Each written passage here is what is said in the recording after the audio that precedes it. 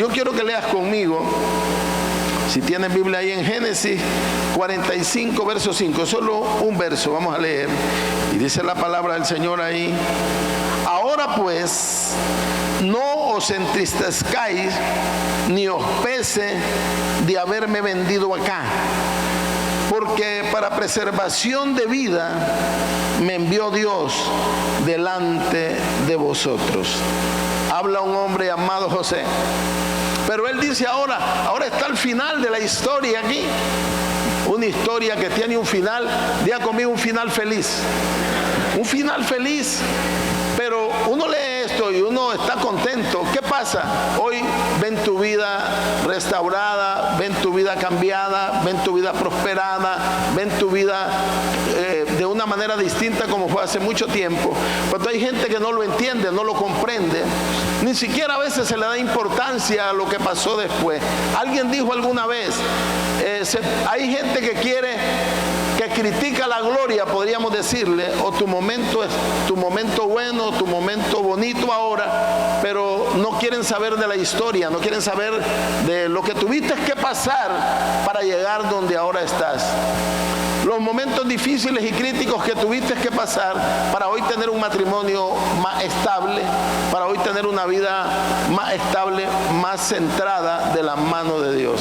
Y aquí hay un hombre diciendo: no os entristezcáis por haberme vendido, está diciendo José, porque yo sé que Dios permitió esto para preservarles la vida a ustedes y a muchas personas. Pero si uno regresa en el tiempo, y vamos a volver ahí, le podemos llamar a esto circunstancias, pruebas o las herramientas de Dios para un gran proyecto en la vida de sus hijos. Porque José era un niño cuando comenzó a soñar. Nació en una familia donde, no creció de una manera tan bonita como nosotros quisiéramos, porque creció con madrastras, sus otros eran hermanastros, en una lucha y una batalla. Y uno dice, ahora al final José está diciendo: no se preocupen, todo estuvo bien, fue el plan de Dios.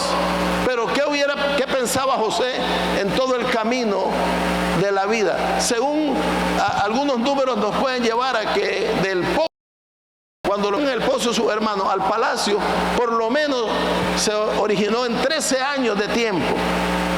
¿Cuánto tiempo Dios necesita para forjar una vida? ¿Cuánto tiempo Dios necesita para llevarte a ti y llevarme a mí al verdadero sueño de Él? Porque hoy no sé en qué punto estemos, pero seguramente que a Dios sigue trabajando en tu vida y la mía para llevarnos a cumplir su verdadero propósito en cada uno de nosotros. Y ahora José dice: no se preocupen, pero han pasado años, y cuando estaba pequeño, tal vez te sirva para recordar tu infancia o la infancia de alguien. Tenemos varias etapas en la vida, y él, cuando estaba muy pequeño, comenzó a tener sueños. ¿Cuántos soñadores habemos aquí? ¿Cuántos expresamos nuestros sueños? Hay gente que no avala tus sueños ni los míos. Más bien los denigran, su lucha contra ellos y lo que sea. Pero este era en medio de sus hermanos. Comenzó a soñar que iba a ser grande, que los manojos se doblaban delante de él, que le rendían reverencia las estrellas y aún la luna y el sol y muchas cosas ahí. Y él lo contaba y comenzó a ganarse el enojo y la molestia de su hermano. Comenzó un proceso duro y difícil. Pero vino y en el camino lo enviaron luego para que fuera a ayudar a sus hermanos, no a dañarlos, sino a ayudarlos. Incluso tú tienes que leer en tu casa, Génesis capítulo 45, si lo lees todo allá, vas a darte cuenta de todo lo que está explicado ahí, o parte de la vida de él. Y cuando va ahí, sucede, dice que ellos conspiraron para matarlo, hicieron tantas cosas, y lo venden, tú conoces la historia, y comienza un proceso, las circunstancias que José tuvo que pasar. En ese momento, si lo hubiéramos entrevistado a José, quizás no hubiera dicho lo mismo. No se preocupen, aquí hoy, no, seguramente que estuvo hasta maquinando. Voy a decirte esto, hermano. Esto no está en la Biblia, pero puede haber estado hasta maquinando. El día que voy a hacer algo, el día que yo pueda me la voy a quitar, estos me hicieron esto. ¿Cuántos de nosotros hemos sido dañados alguna vez en la vida? Y estamos esperando la oportunidad de desquitarnos. Sea franco y honesto. no me conteste sí, porque a lo mejor tiene al que le debe a la par y va a decir, todavía no me ha perdonado este o esta. Pero a veces nosotros guardamos cosas en nuestros corazones. Y yo no estoy juzgando a José hoy. Yo estoy diciendo, Señor, yo estaba frente a su palabra hace unas horas, porque anoche yo decía, Señor, ¿cómo hubiera sido mi corazón? ¿Cómo está mi corazón delante de ti? ¿Qué hay dentro de mí, delante de ti? ¿Cómo me siento delante de ti? Realmente estoy esperando un tiempo para pasarle la cuenta a alguien, porque no tengo paz en mi corazón, porque aquello que me hicieron me dañó, me lastimó, porque no he entendido el verdadero propósito de Dios. Lo que te estoy diciendo esta mañana es que la circunstancia que tú y yo estemos viviendo puede ser la mejor herramienta que Dios esté usando y esté preparando para bendecirte a ti y bendecirme a mí. A veces no entendemos en el momento la situación. Yo no sé qué diría José. Por lo menos ya porque su mamá no estaba, él dicho, si mi madre estuviera viva, tal vez fuera distinta la cosa. ¿Será que mi padre no me quiere? ¿Por qué mis hermanos me tratan así? No les he hecho daño. ¿Qué pasa? ¿Cuántas veces te has preguntado en la vida, qué hice para que me hagan esto? ¿Qué hice para que me traten así? ¿Qué hice yo? O sea, ¿qué culpa tengo yo? Y alguna vez se te pone frente al espejo, no sé qué hice malo. Incluso, yo te voy a decir algo, muchas veces hemos pasado crisis por tratar de hacer el bien, nos hemos metido a problemas. Bueno, amén. ¿Entiendes lo que te estoy diciendo? A veces tratando de hacer el bien nos hemos metido a problemas, porque nos han pagado con mal y hemos dicho, mejor no hubiera movido mi boca, mejor no hubiera movido nada, mejor no hubiera hecho nada, porque al final salí mal. Y José lo que fue aquel día fue a ver a sus hermanos, ayudarlos, apoyarlos. Y sé que cuando lo vieron dijeron, ahora que venga lo vamos a matar. Y lo bueno que estaba por ahí, bueno, estaba el otro hermano Benjamín, que era su otro hermano de la misma mamá. Pero hubo una lucha, una batalla, uno de los hermanos intervino, no hombre, no lo matemos, no nos manchemos de sangre. Metamos y lo metieron en una cisterna, en un pozo y lo vendieron, pues. Hagamos negocio con él. Y yo me imagino con qué idea se fue este hombre, este muchacho de unos 17 años, según las escrituras. ¿Con qué idea se fue? Golpeado, lastimado, después ir a pasar los procesos a la casa de Potifar, terminar en la cárcel. O sea, uno lo lee rápido, pasa rápido por la historia, por la vida de alguien. Yo cuando miro a alguien, me gusta preguntar a las personas, y a veces no con una mente gauciosa, mire, y tú, ¿cuándo viniste a Cristo? ¿Quién te trajo? ¿Cómo viniste? ¿Qué pasó? ¿Cómo fue que estás acá? ¿Cómo es que sigues en las cosas de Dios? Y entonces alguien abre su corazón y te cuenta la historia y te dice, mire esto y esto y esto, y uno se queda, wow, qué tremenda historia. ¿Te ha pasado o no? Porque ahora tú miras a alguien en el altar adorando, bendiciendo a Dios, miras a alguien con una familia estable, que es lo que uno sueña, sus hijos, y tú dices, bueno, qué matrimonio más bonito, así quisiera yo que fuera el mío, así quisiera que fueran mis hijos, así quisiera llegar a tener un negocio, no sé cuántas cosas, así quisiera mi ministerio, no sé, todo lo que tú puedes soñar. Pero ¿qué ha pasado en la historia de esta persona, de esta familia, para llegar ahí? ¿Qué han tenido que pasar? ¿Qué precios han tenido que pagar? Porque José hubiera podido tomar la ruta que él hubiera querido, y aunque él se hubiera vengado de su familia, se hubiera vengado de sus hermanos, muchos hubieran dicho, tenía razón ese hombre, tenía toda la razón con todo lo que le hicieron, él tenía razón. Pero esa es la mentalidad humana. En la dimensión de Dios las cosas cambian, porque Dios lo que quiere en tu vida no es llevarte al tiempo del mal, sino a un tiempo de bien, de restauración y de vida para la gloria de su nombre.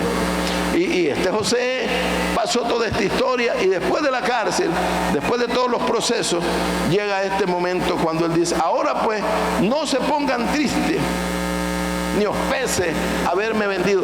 O sea, no tomen a mal el haberme vendido, el haberme hecho todo lo que me hicieron, porque para preservación de la vida suya y de la vida de muchos, Dios me hizo pasar esto.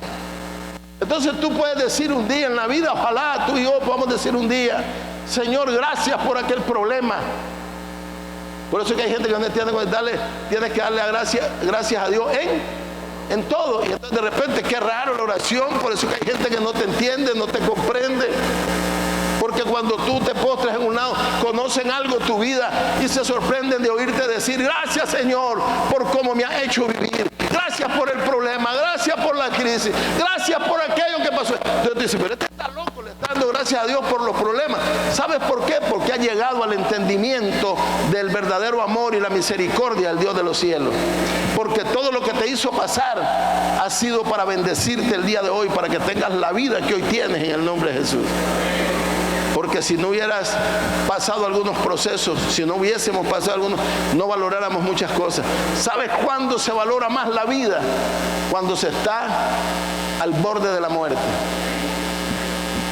Cuando se está al borde de la muerte, cuando tú regresas de ahí por la misericordia de Dios, tú dices, Señor, gracias por este nuevo día. Y entonces creo que pasas cada mañana diciéndole gracias por este nuevo día que me dejas vivir. Todos los días que abres los ojos le vuelves a decir lo mismo, porque ya estuviste ahí donde nada ni nadie podía hacer nada por ti, pero Dios lo hizo y te dejó vivir en el nombre de Jesús.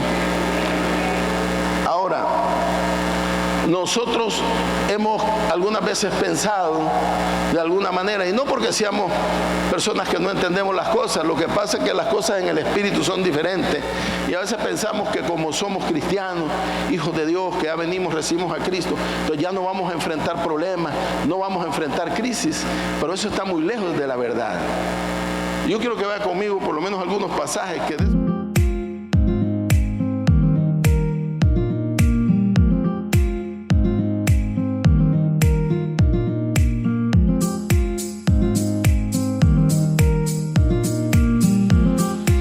si alguna cosa extraña os aconteciese.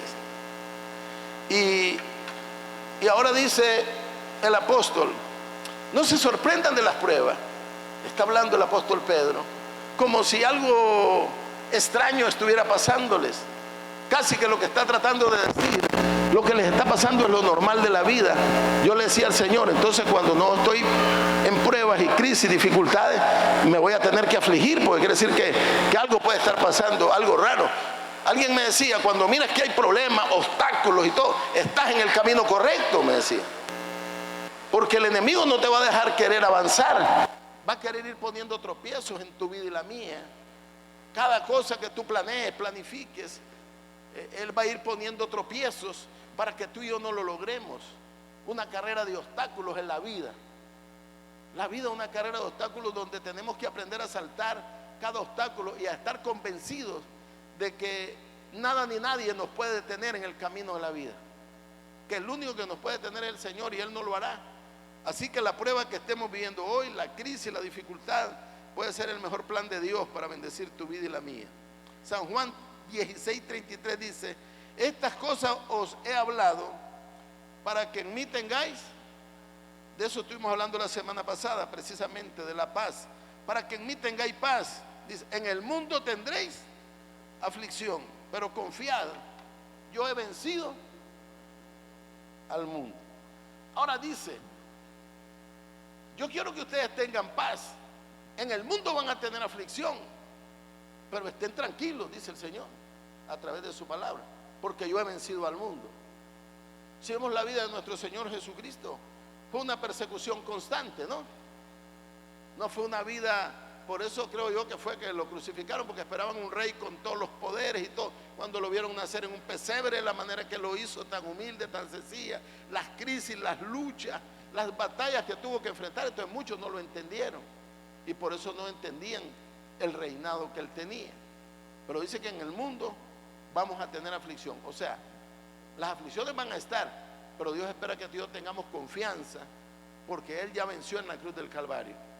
No es tu lucha ni la mía, Él va delante de nosotros, dice la palabra. Él quiere que dejemos que Él actúe, que no actuemos nosotros.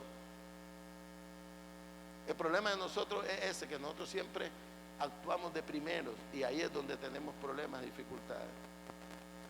Tocamos lo que no debemos tocar, nos metemos donde no debemos meter. Uno mira una plancha o algo y ahí la está viendo, y de repente cuando nadie lo está viendo, uno lo que quiere es tocarla a uno. Yo decía el otro día que los niños son así, pero también los adultos. De repente uno ve algo ahí y de repente cuando nadie nos está viendo, nos quemamos. Y el que nos vio no sabe que nos quemamos y nos dice, ¿Se quemó, hermano? No, tranquilo. Y sí nos quemamos cuando no nos está viendo, nos echamos un poquito de saliva en los dedos, nos quemamos por andar metiendo las manos y los dedos donde no debemos. Él dice, confíen, hay un problema, dejemos que Dios haga. No empujemos la puerta, dejemos que sea Él quien nos abra la puerta en el nombre de Jesús. Ahora, algunos decimos, si Jesús es el Dios de los cielos, entonces Él no pasó por pruebas. No pasó por pruebas nuestro Señor Jesucristo, sí pasó. Sí, Él pasó por pruebas. Pasó grandes pruebas en la tierra. Y Él venció al diablo en la cruz del Calvario. Lo trataron de convencer en el camino, lo trataron de detener, lo denigraron. Una gran batalla, pero mire lo que dice San Lucas capítulo 22, verso 28. Pero vosotros sois los que habéis permanecido conmigo en mis pruebas. Me gustan dos cosas ahí. Él dice, ustedes son los que han permanecido, le está hablando a los discípulos, porque había una lucha allá, ellos se sentían menospreciados y estaban como poniéndole una queja al Señor, si usted lee la Biblia. Pero Él les dice, ustedes son los que han permanecido conmigo en las pruebas. Quiere decir que Él tuvo pruebas, pero en las pruebas Él tuvo hombres y mujeres que se mantuvieron ahí en los momentos.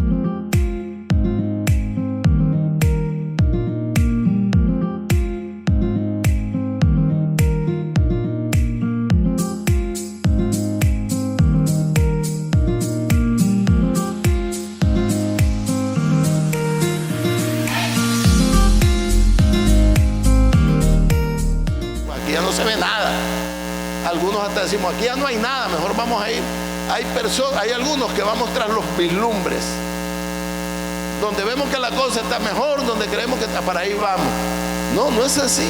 Jesús ahora dice, ustedes han permanecido conmigo en mis pruebas. Hay 3 hombres que estuvieron con Jesús, nunca se apartaron del Señor, y algunos le han llamado el círculo íntimo de Él: Pedro, Jacobo y Juan, los 2 hijos del trueno y Pedro. No hombres que eran hombres muy pasivos, muy tranquilos, eran hombres, los hijos del trueno y Pedro, que ya más o menos conocemos su ímpetu, fueron un círculo íntimo donde Jesús estuvo con ellos, o más bien ellos con Jesús también, en todos los momentos, en los momentos críticos, en los momentos gloriosos. Ahí estaban. Pedro a cada rato le estaba prometiendo, aunque todos, Señor, se avergüencen de ti, aunque todos yo no te voy a dejar, yo voy a estar contigo.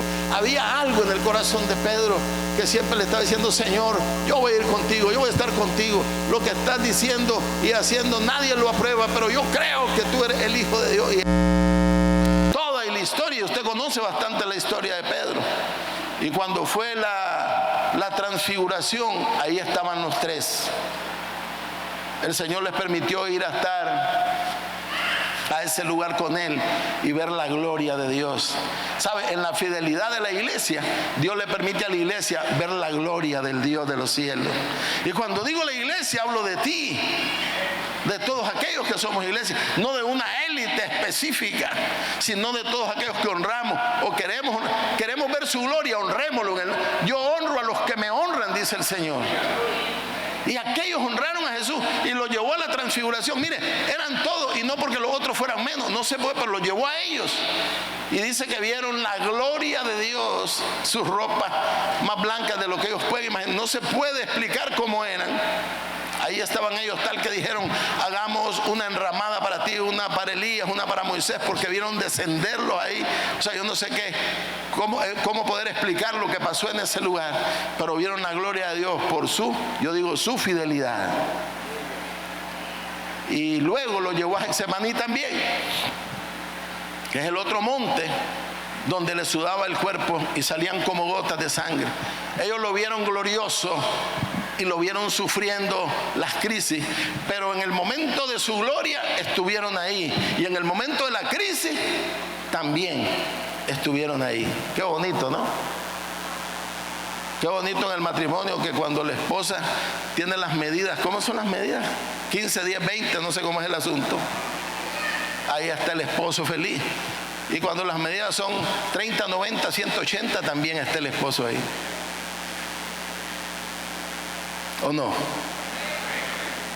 Y también cuando la palabra dice, en todo tiempo ama el amigo, y es como un hermano en tiempo de angustia. Ahora Jesús dice, ustedes son los que han estado conmigo en mis pruebas. Ustedes han permanecido. Está aseverando dos cosas. Una, que hay algunos que sí permanecen con nosotros. Otras, algunos no van a permanecer, pero no te preocupes. Los planes de Dios son así. No te enojes, no te molestes, no maldigas, no lastimes, no señales. Algunos no van a estar, algunos van a estar tal vez los que tú ni pensabas que iban a estar, pero van a estar ahí, porque el plan no es tuyo, es del Dios de los cielos. Porque cuando nosotros esperamos, a veces esperamos de alguien y las cosas vienen de otro lado. Por eso la palabra dice, alzaré mis ojos a los montes. ¿De dónde vendrá mi socorro? Mi socorro viene de Jehová, que hizo los cielos y la tierra. Entonces tú y yo tenemos que aprender a esperar en Dios. Si Jesús hubiera estado hecho del temple, el temperamento tuyo y mío, si José igual hubiera estado hecho de los temperamentos nuestros, hubieran terminado arruinados. Porque muchos de nosotros cuando vemos las crisis y no las entendemos y no podemos manejarlas como nosotros quisiéramos, entonces tomamos nuestras propias decisiones, tomamos nuestras propias cuentas y cometemos los errores que nosotros creemos que son para bien. Porque hay caminos que al hombre le parecen derechos, pero su final es camino de muerte. Si Dios te está pasando por algo, tú tienes solo que decir, Señor, si este es el camino, aunque se mire escabroso, aunque se vea que está cerrado el mar, si tú me dices que debo pasar, voy a pasar, porque conforme avance, tú irás abriendo el camino para la gloria tuya, Señor. Yo no sé en qué punto estás de tu situación. Todos, mire hermano, yo un día me puse a ver y a mí me gusta hacer estadística y dije, Señor, ¿cuántas veces he tenido tanta paz o tanta tranquilidad que no tengo problema? Y tiré ese cuaderno. Cada día son nuevas sus misericordias, porque cada día tienes gigantes que enfrentar. A veces solo abres los ojos o ni siquiera los has abierto. Yo tengo una lucha con mi esposa y es ese teléfono. Yo le digo, voy a apagarlo y anda a dejarlo ahí en el fin del patio, no quiero oír ese teléfono. Pues yo no tengo teléfono. Pero ella me dice, pero mira, una emergencia. A veces nos llaman para oración a las 1 de la mañana, a las 2 de la mañana. A veces yo estoy dormido, no me estoy quejando, a las 1 de la mañana. Y a ella, mire, sí, hermano, vamos a orar, mira, levantate, está pasando esto y esto. Tal vez aquí en Nicaragua, tal vez fuera de Nicaragua. Y a esa hora hay que hacer guerra espiritual. No podemos ir ahí, personificarnos en el lugar, pero podemos orar, podemos clamar. Entonces yo le digo al Señor a veces, esta noche, Señor, voy a dormir en paz. Dejé de hacerlo hace años. Hace algunos años en Guatemala, yo era supervisor y pasé como una semana o 15 días, no sé cuánto, que cada día estaba regresando a casa en la madrugada, 2 de la mañana, 1 de la mañana, 3 de la mañana, con problemas de hermanos con la iglesia, estando en hospitales, en centros de cosas así. Cuando ya estaba un día fundido, no había pasado nada de ese día. Y a la noche yo le dije a mi esposa, mírale, hoy en el nombre de Jesús, hoy voy a dormir en paz, no quiero que nadie haga bulla ni nada. Mire, no había puesto mi espalda en la cama, caído cuando estaban llamando, que había un problema con un niño, me recuerdo de un hermano llamado Quique, nunca se me olvida, que había pasado un problema y había que llevarlo al hospital porque el niño estaba muriendo y tuve que salir corriendo. Y regresé como a las 2 de la mañana y cuando me postré, el Espíritu Santo me habló.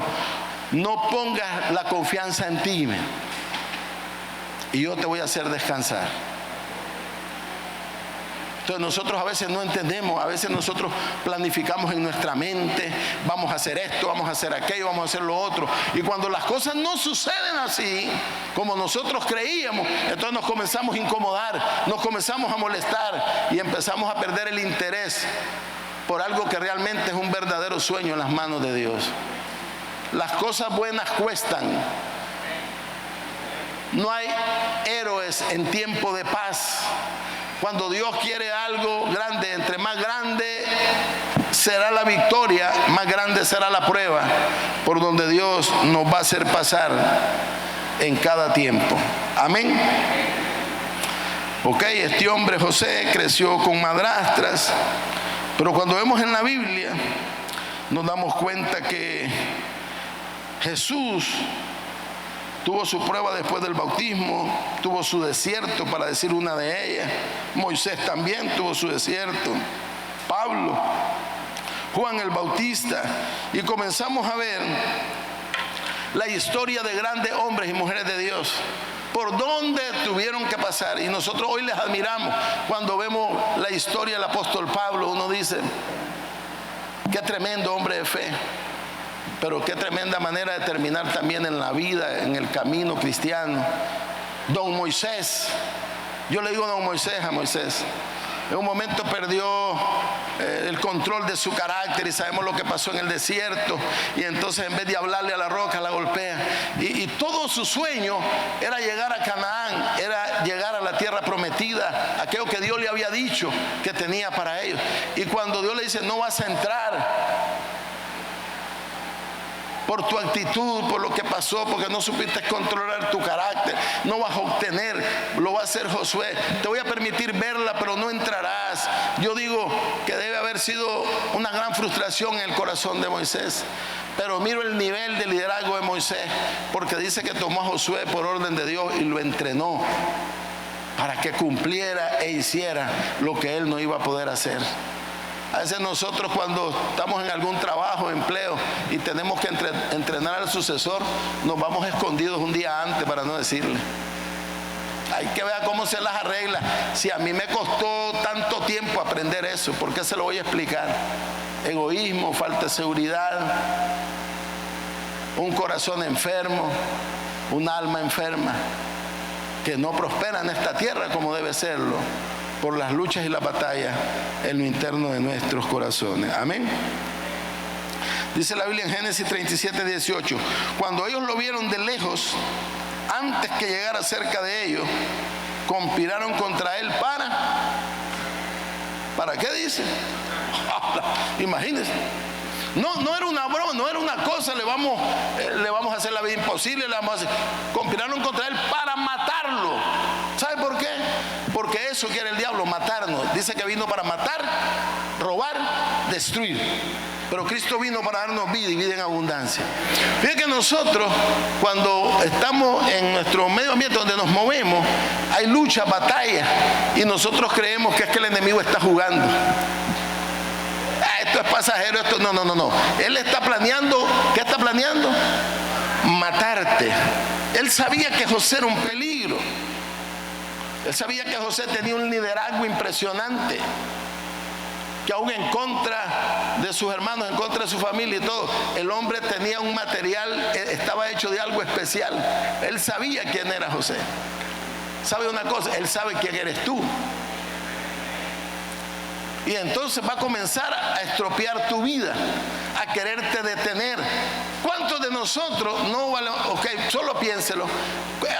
Nos ha detenido el enemigo. ¿A cuántos de nosotros? Y a veces decimos, si no me hubiera detenido ahí, ¿por dónde fuera? Realmente estuviera, ¿en qué dimensión? ¿En qué nivel? ¿Qué Dios habría hecho ya conmigo en el camino si en aquel día no hubiera abandonado el proyecto? Si no hubiera abandonado el programa o lo que estaba haciendo. Y no estoy hablando solo de un programa específico, que es que yo era el diácono o era el líder o qué sé, pero sí podría ser que tal vez era el líder de una célula. Yo me recuerdo que cuando comenzamos la iglesia allá, yo le permití a algunos hombres comenzar a predicar en la iglesia. Ya no están, han regresado a algunos programas de la iglesia, pero ya no como predicadores. Truncaron, dejaron que el enemigo truncara el camino de ellos en la historia de sus vidas. Pero otros que se mantuvieron ahí dijeron, aunque me señalen, aunque me digan que lo hago mal, aunque me digan que tengo que hacer esto, pero a mí no me ha llamado ningún hombre, a mí me ha llamado el Rey de Reyes y Señor de Señores.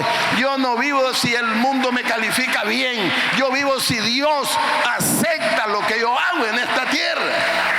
Y tú y yo debemos de vivir bajo la perspectiva de Dios, no de los hombres. Los hombres siempre van a encontrar tus errores y los míos, tus defectos y los míos.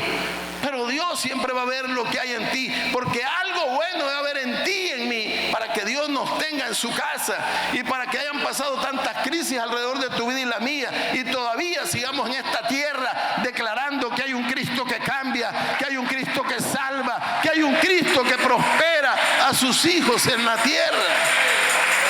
Yo digo, Señor, gracias.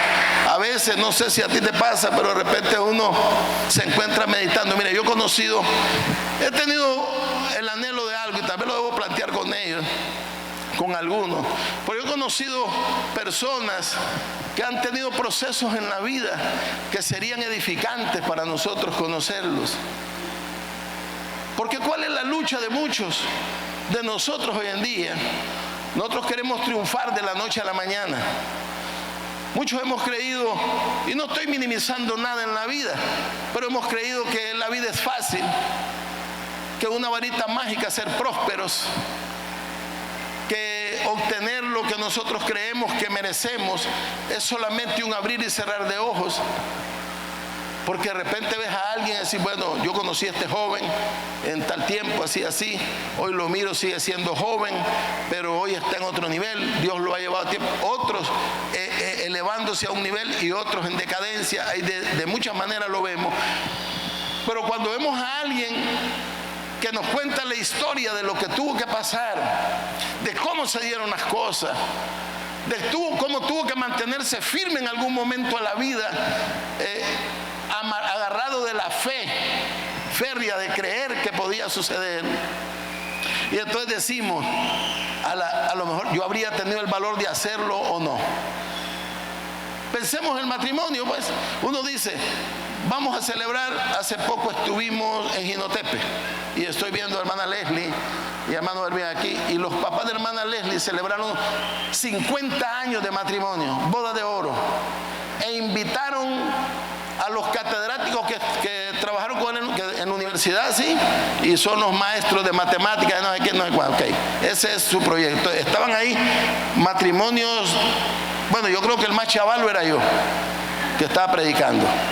Pero cuando vi esto dije yo, qué tremendo, 50 años se dicen fácil. Ellos mismos estaban impactados de ver que se podían celebrar 50 años con sus amigos de hace años, también están sentados ahí, que por años han sido amigos de carrera, de estudio, comenzaron en la primaria, hoy ya son jubilados, pero siguen siendo amigos, pero están ahí como matrimonio.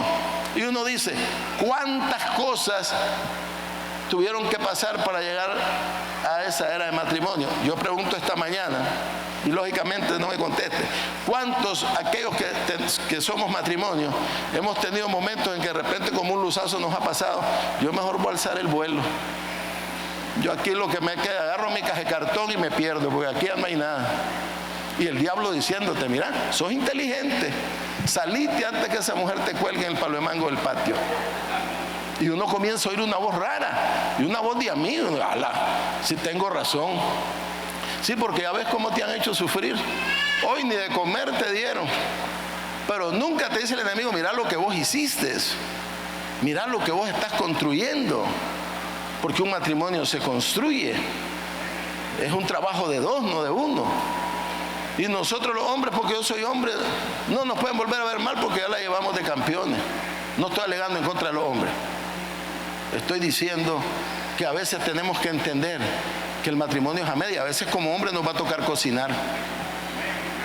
Gracias por los que dijeron amén, aunque quememos las cosas, pero vamos a cocinar. ¿Cuál es la gran fama que nos hemos echado como hombres?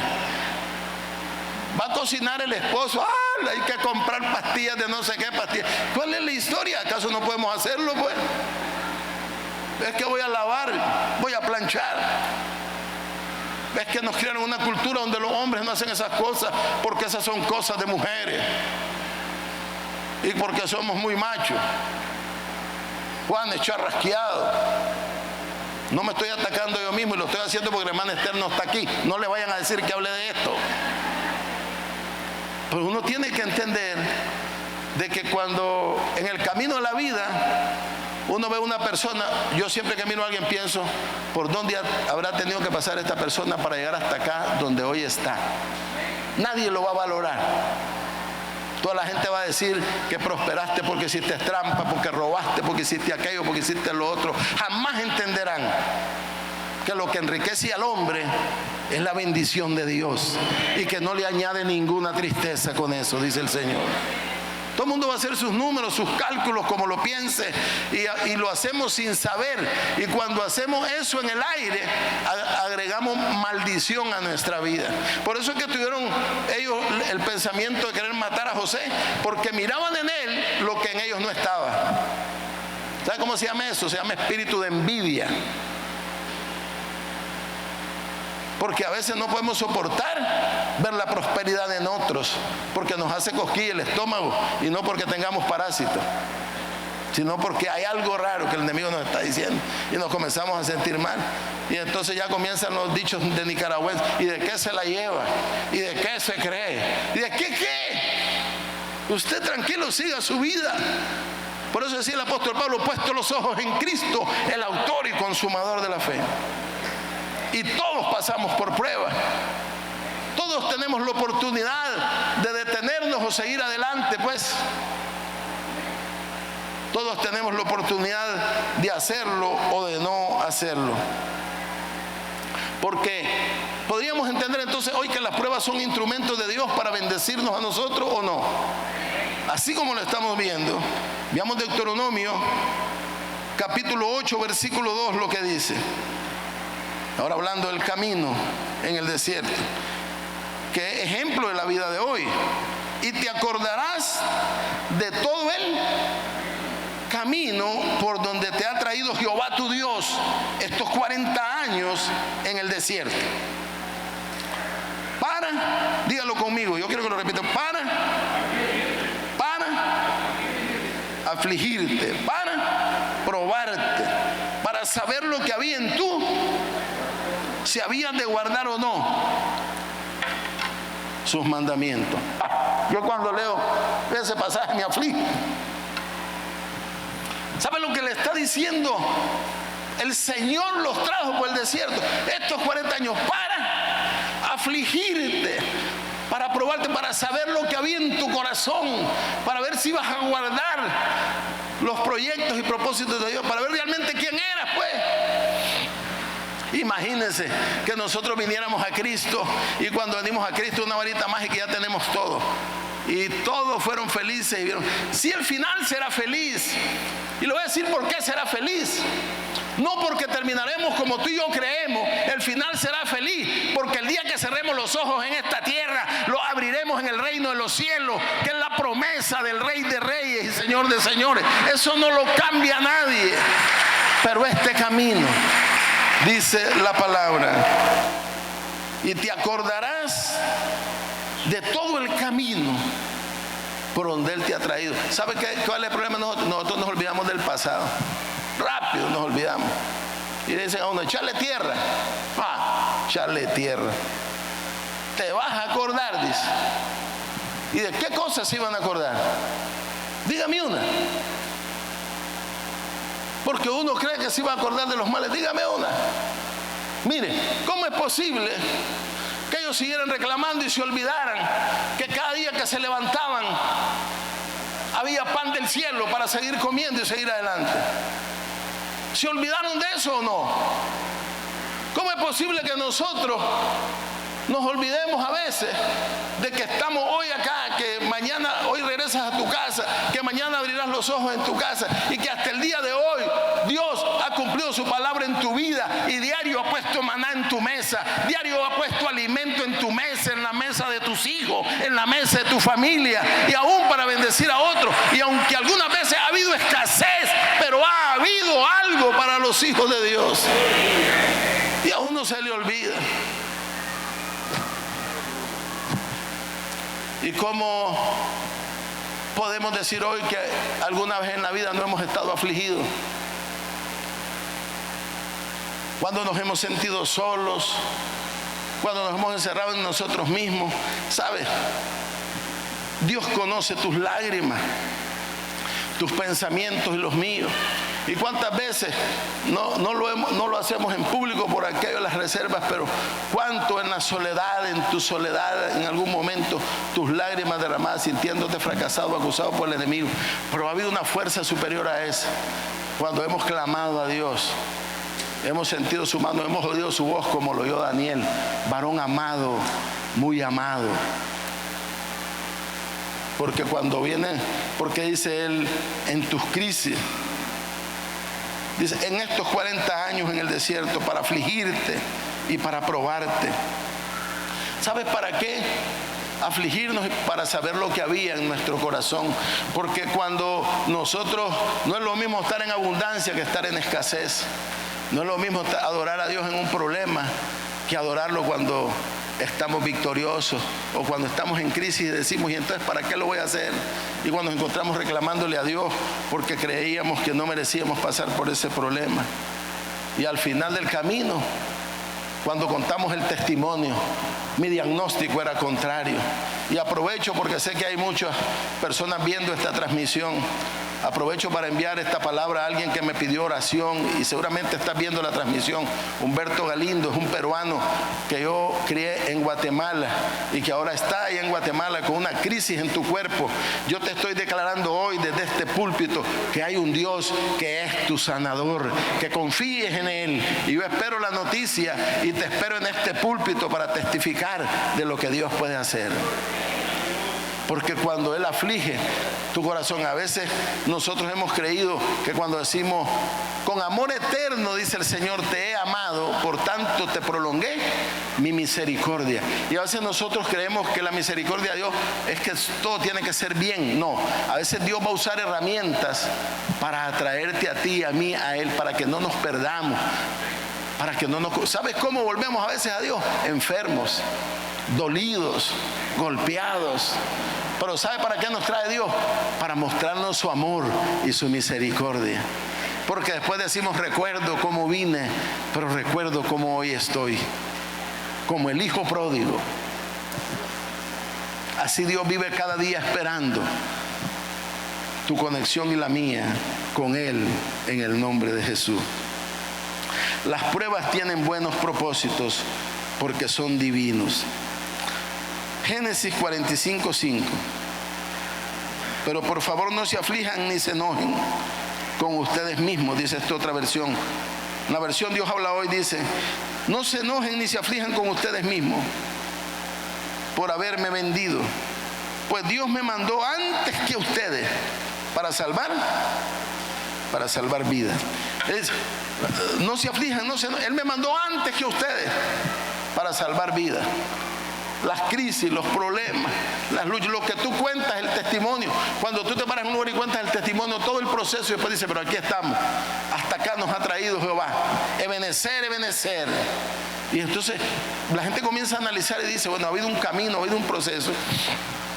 Precisamente ayer, en algún lugar estaba y me enseñaron unos videos que un joven de esta iglesia, yo lo conocí hace años y lo sigo conociendo y está con nosotros, envió esos videos.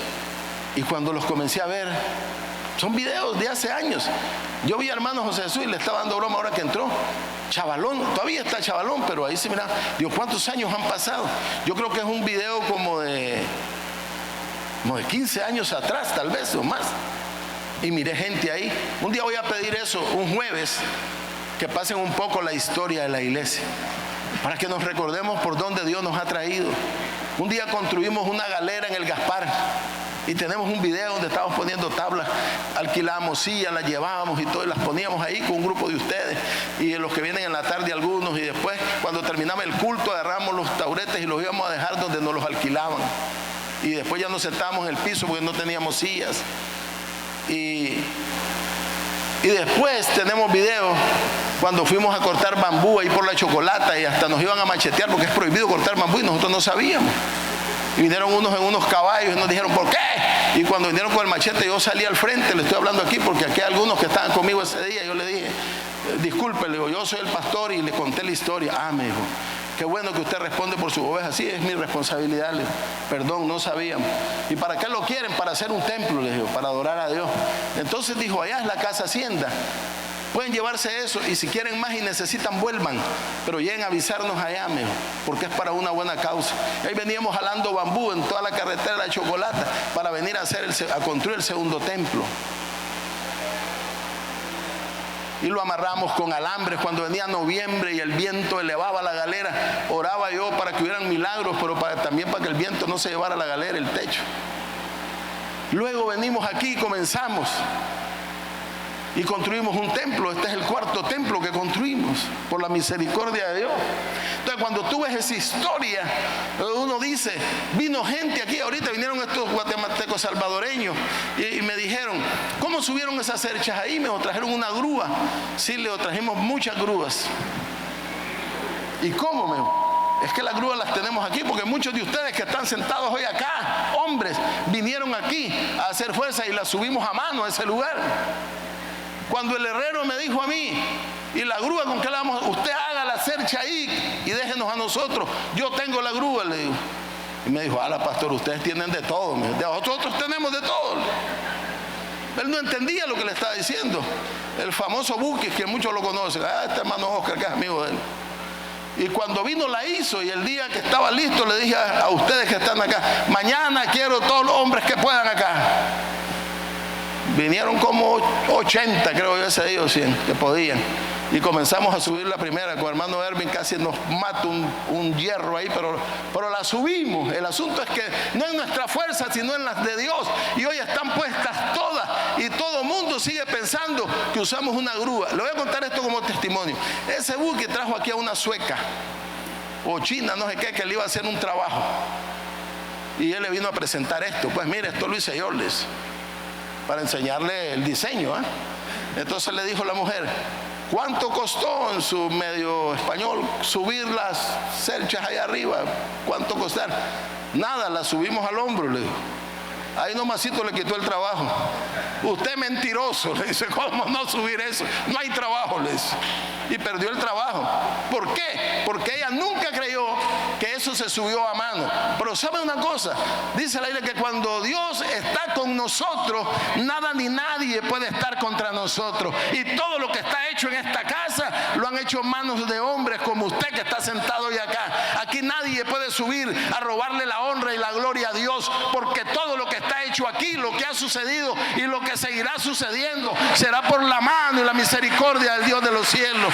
Aquí nadie puede ir a decir, yo lo hice. No, lo hemos hecho entre todos en el nombre de Jesús.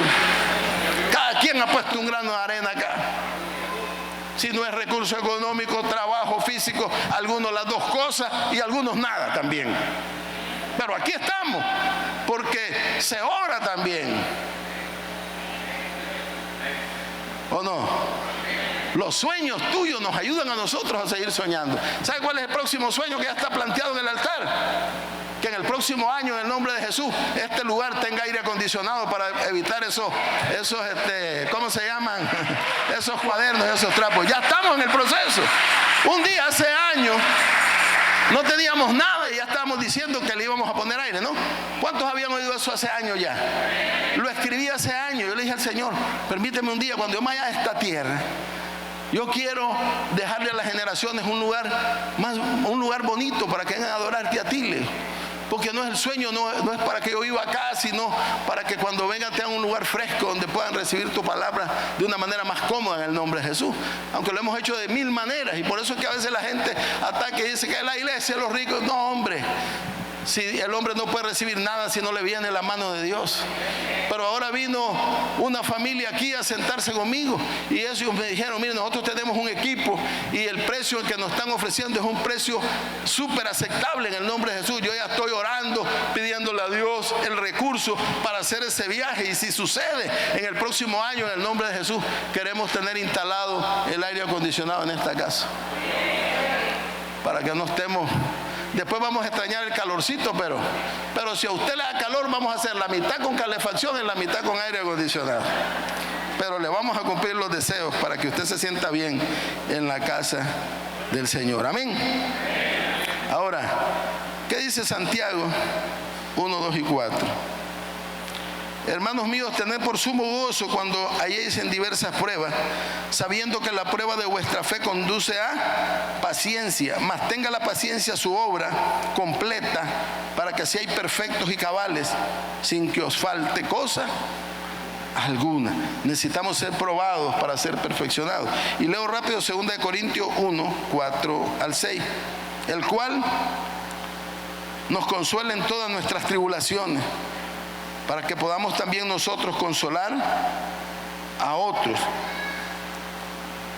Y ahí sucesivamente, ahí va a estar todo el pasaje, pero a mí me importa, me llama la atención lo de consolar, porque nosotros no podemos consolar cuando no hemos pasado por ese momento de crisis. Yo dije un día, nadie puede hablar de hambre si nunca ha tenido hambre.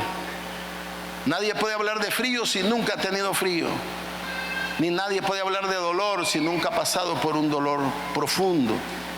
Por eso es que hay que tener cuidado. Hay personas que dicen, cuando pierden un ser querido a alguien, le dicen, ¿pero por qué llorás? ¿Acaso no tenés fe? Es que una cosa y otra es otra. Jesús lloró frente a la tumba de Lázaro, aunque le iba a gritar después que saliera de ahí. Porque somos gente de sentimiento. Y entonces a veces el Señor permite que tú pases por algo. Los mejores consejeros de algún proyecto son aquellos que ya estuvieron ahí. Porque, como decimos en buen nicaragüense, a mí nadie me va a contar cuentos. A mí nadie aquí. ¿Por qué? Porque ya sabemos lo que es eso. Que nadie nos diga que no se puede, porque sabemos que hay un Dios en el que todo se puede. Entonces, cuando oímos eso decimos, es real, porque un día sin ningún recurso yo hice una propuesta con Dios y Dios comenzó a poner los recursos en el tiempo exacto, en el nombre de Jesús. Termino con esto. Las actitudes correctas, o por lo menos la forma en que debemos aceptar las pruebas y por qué. Primero, debemos de confiar en el Señor. La fe es el arma que Dios nos ha dado para enfrentar las pruebas. Y la fe es esperanza. Entonces sabemos que aún en medio de la crisis, nuestra esperanza es que tenemos fe de que Dios no nos dejará pasar más allá de lo que podemos resistir. Y que lo que está pasando hoy va a ser un momento que puede hacer que hoy termine tu tribulación y la mía. Puede hacer que hoy termine tu crisis y mi crisis. Va a hacer que Dios esté preparando ya tenga preparado el escenario para traer una bendición sobre tu vida como nunca has soñado. Pero necesitamos estar en ese pensamiento, en ese alineamiento con Dios. Debemos de expresar agradecimiento en medio de las crisis. Y quiero leer este pasaje. Filipenses 4:7 dice, por nada estéis afanosos, si no sean conocidas vuestras peticiones delante de Dios en toda oración y ruego y con acción de gracias. Entonces dice que por nada estemos afanosos, que luchemos. Mire, la oración, esta iglesia ha tomado este año un reto de oración y hemos oído testimonios. Hablan de una noche de testimonios. Yo quiero escuchar lo que Dios ha estado haciendo, porque yo sé que hemos estado pasando todos por crisis, pero tenemos testimonio de lo que Dios ha hecho. O a veces nos quedamos con hermana Esther horas ahí hablando única y exclusivamente después de orar del poder de Dios, de la misericordia de Dios. Y terminamos, nos dormimos hablando lo mismo porque no hay tiempo para dejar de hablar de esa misericordia de Dios. Entonces nosotros tenemos que estar conscientes que hay que aprender a enfrentar las pruebas en el nombre de Jesús. Hechos 17:24 dice, el cual, recibido este mandato, los metió en el calabozo de más adentro y les aseguró los pies en el cepo. Pero a medianoche orando, Pablo y Silas cantaban himnos a Dios y los presos lo oían, dice la palabra. Habla de ese martirio de Pablo y Silas, que hay hasta un canto. Pero no es normal.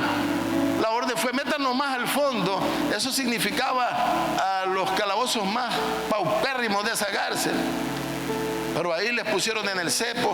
Nosotros ni siquiera tenemos idea quizá de lo que era el cepo en ese tiempo, cómo los ataban, la forma incómoda de tortura que debían tener. Y dice que ellos comenzaron a cantar himnos al Dios de los cielos. Esa es una muestra de aceptar la voluntad de Dios. Yo he conocido personas que cuando están en crisis de enfermedad, uno ha llegado a orar por ellos. Yo me recuerdo, y debo recordarlo como un testimonio y por honra a lo que fue su vida en medio de nosotros en el ministerio, cuando bueno, ya no están los dos, ya están con el Señor los dos. El líder del grupo allá frente, al otro lado de la carretera, donde hay hermana Belia, no sé cómo se llama el barrio, hermano, en el Denis Sánchez, del grupo familiar ahí, el líder era el hermano Iván Cabezas, que fue músico por años acá y que falleció de un infarto. Y entonces el anfitrión era el hermano Antenor López, el papá de hermana Julieta, que está aquí con nosotros. y abuelo de mi hermano que se bautizó el sábado pasado. Y entonces cuando estaba el momento difícil, fui como pastor, lógicamente, fui a orar. Y cuando llegamos, yo comencé a orar, hablando de la voluntad de Dios. El hermano Iván comenzó a llorar. Y entonces hermano Atenor lo sacó. Le dijo hermano Atenor: mira, hermano Iván, para la oración, por favor, sálgase. Aquí no quiero llantos ni nada. Lo más grande que me ha pasado en la vida, dijo, es conocer a Cristo como mi Señor y Salvador. Y entonces yo dejé de hablar y habló él. Lo que le quiero decir es que en vez de nosotros confortarlo a él, él nos confortó a nosotros y nos fortaleció. Y todo el tiempo hablamos así, hasta la última conferencia que yo tuve con él y con cómo quería que fueran las cosas en su último día que estuviera en la tierra. Y así se hizo. Yo no estaba en Nicaragua, pero sucedió como él lo pidió, con una paz en su corazón de saber que había ganado la mejor batalla, que era la de ir al reino de los cielos. Entonces uno no entiende esto, pero cuando Cristo entra fervientemente en el corazón de nosotros, entonces las cosas suceden de manera diferente. Dice Proverbios, termino con este versículo 20-18: los pensamientos con el consejo se ordenan, y con dirección sabia se hace la guerra. El principio, si habla de sabiduría, dice que el principio de la sabiduría es el temor a Dios. Los finales en la vida, iniciamos hablando de un final feliz, pero si vemos el recorrido de la vida de este hombre, fue un recorrido difícil, un recorrido donde tuvo que enfrentar grandes luchas, grandes pruebas, señalamientos, despreciado, encarcelado, sin haber cometido ninguna culpa, ningún error. José no podía ser acusado de nada, por lo menos de lo que establece la palabra. La mujer de Potifar lo calumnió y por eso fue a la cárcel. Ahí en la cárcel el panadero y el copero le hicieron promesa. Claro, el panadero no podía cumplirla porque se le cumplió la profecía y lo mataron al tercer día. Pero el copero vivió y nunca le habló al rey del hombre hasta que hubieron problemas. Dios permitió que hubieran problemas para que se acordaran de su hijo y lo sacaran de la cárcel. Cuando tú lees esta historia, tú te vas a dar cuenta que Dios va a hacer algo, lo que tenga que hacer para sacarte de tu crisis. Dios va a hacer lo que tenga que hacer para bendecir tu vida y la mía si tú y yo aceptamos su voluntad. Lo que Dios tenga que hacer, lo hará para mostrarte su amor y su misericordia. Mi último momento impactante en la tierra, digo impactante porque tampoco es que nos vamos a salir haciendo fiesta porque tuvimos una noticia rara y falsa. Somos humanos. Y cuando el año pasado, ya más, 5 años digamos, pero me reforzaron después de 3 años, y que los 3 mejores especialistas de este país, hablaba con alguien estas semanas pasadas y le digo, creo que voy a ir a buscarlos próximamente, pero estoy pidiéndole a Dios cómo hacerlo, porque a veces la ciencia se molestan, se incomodan porque creen que es que les estás diciendo las cosas porque los quieres minimizar por sus pensamientos científicos. Pero los 3 mejores especialistas de este país me declararon con un cáncer terminal, ¿verdad? Entonces yo me fui al hospital paralizado, no me podía mover. José me montó cargado como niño, me tuvieron ahí, me pusieron un montón de mangueras, ahí estuve 7 días. El 7º día, Dios me dio una palabra y me sacó del hospital. Pero los 2-3 primeros días fue una batalla espiritual diferente. Pero después de unos 2-3 días, yo hablé de otra manera con mi padre. Y entonces yo le dije, yo sería un ingrato si te pidiera algo más. Y entonces, porque Dios me comenzó a enumerar y a recordar cómo habían sucedido tantas cosas hasta ese momento. Entonces, cuando yo llegué a esa aceptación, le voy a decir esto, espero me lo capte. cuando yo acepté en mi corazón, y se lo estoy hablando en el altar, de una manera ferviente, no que sea campeón, pero creo que el Espíritu me proveyó la capacidad en ese momento de aceptar mi situación y de decirle, bueno, yo estoy listo, Señor, tú decides. Pero ya estamos a cuentas. Esa noche, al siguiente día, el Espíritu Santo me dijo, abre la palabra, y hablé Isaías 40. Y en la palabra, cuando usted lee Isaías 40, en los primeros versos, en el tercer verso dice, hoy he levantado tu sentencia. Y cuando vino esa palabra, yo comencé a hablar lenguas, y después el Espíritu Santo puso, hoy te vas a ir de acá. Hoy levanté tu sentencia. Pero ¿qué es lo que está pasando? Ni siquiera lo entendía. Y a las 9 de la mañana llegó el médico, me quedó viendo, se puso a sonreír y me dijo, tengo buenas noticias para ti. Yo me puse a reír y le digo, ¿qué me vas a decirle? Por primera vez, oiga lo que me dijo el médico, por primera vez, en ese examen que te acabamos de hacer de sangre, por primera vez, tu sangre está en los rangos correctos, exactos. Prácticamente yo te puedo decir, que según este diagnóstico tú no tienes nada, te puedes ir. Váyalo. Entonces cuando me dijo, y no te sorprendes, no, Leo, porque ya me lo habían dicho en la mañana. ¿Sabe qué pensamiento le quedó al médico? Que una enfermera algo me llegó a decir y estaba como algo incómodo, pero yo no le dije nada. Aquí estoy. Me vine, fui con hermano Benjamín, que hoy está hablando con Jorgito de él, y fui a Hallenger, allá en Texas, porque él me pidió que fuera, que me viera uno de sus especialistas, me vio y me dijo, ¿y quién te dijo que tiene algo? Anda a hacer lo que Dios te mandó a hacer, a predicarme.